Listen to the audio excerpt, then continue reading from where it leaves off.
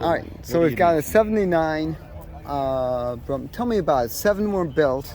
Who made them? Who commissioned them? It's a Fleetwood Brougham with the leather interior and the Elegance package.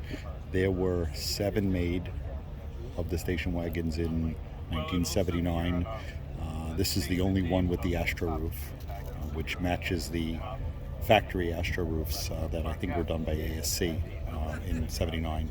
And this car was done by R.S. Harper. Rob Harper used to work in California for Universal Coach Builders and some others. I think he might have even worked with either Gene Winfield or George Barris at one point, but he started his own company in Fraser, Michigan, and built 7 of these in 1979, and we're lucky to have this one. Now, were these commissioned by GM?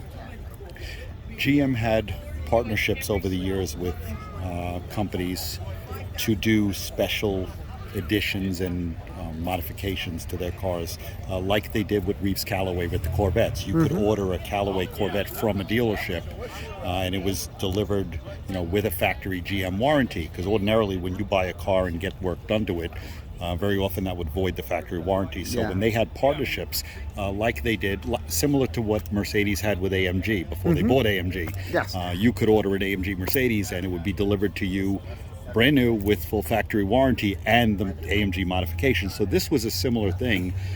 There were partnerships for 20 or so years with a bunch of companies. In this particular instance, it was R.S. Harper who did this car.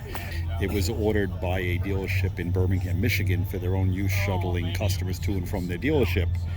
And the story goes that the owner's mother liked the car so much she appropriated it for her own use shortly thereafter.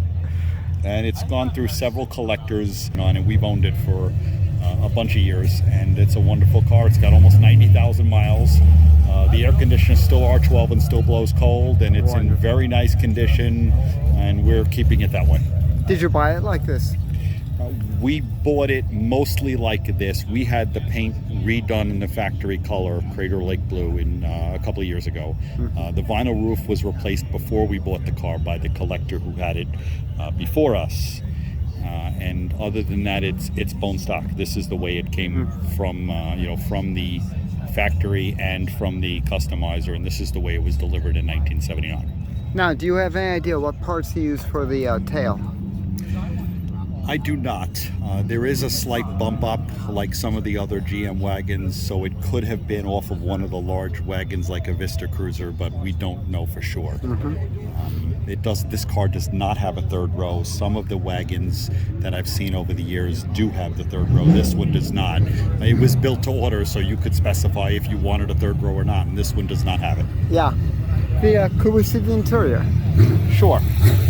It's a fully loaded car and everything works. So it has power windows and locks, cruise control, tilt wheel. The power antenna still works. It has the factory AM/FM 8-track with the CB. Oh, nice. Pretty rare option. And everything works on the car, including the power antenna, which is oftentimes not working 40 some odd years later. Cruise control works. The air condition blows cold and it's still R12. And we drive it every chance we get. I noticed the 2 switches underneath. One is for the Astro roof, which opens and closes in 2 directions. It'll either tilt up on the back or it'll slide open.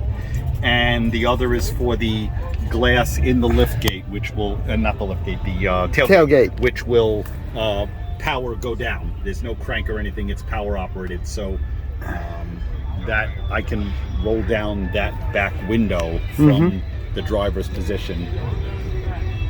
This is absolutely beautiful. Thank you, Chris. I really appreciate it. Thank you so much.